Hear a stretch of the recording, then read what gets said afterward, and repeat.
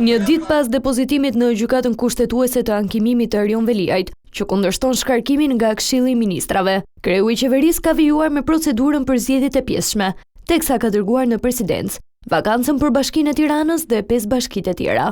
Pyetur nga Vizion Plus nëse njoftimi i presidencës i hap rrugë zgjedhjeve në kryeqytet, kushtetuesja jep këtë sqarim. Gjykata ka bërë publikimin e regjistrimit të kërkesës. Shpallja është e barazvlefshme me njoftimin publik.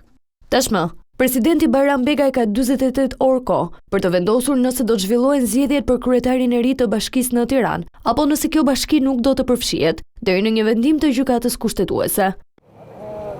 Kryeministri Edi Rama njoftoi në Asamblenë e Partisë Socialiste të 11 shtatorit nevojën për zgjedhjet vendore në Tiranë, teksa shpalli dhe Ogerta Manastirliun si kandidati për bashkinë e kryeqytetit. Më pas, ishte antarësia socialiste e Këshillit Bashkiak, që kërkoi shkarkimin e Veliajt me pretendimin e mungesës mbi më shumë se 3 muaj në detyrë. Vendimi i Këshillit Bashkiak u pasua me shkarkimin e Veliajt nga qeveria.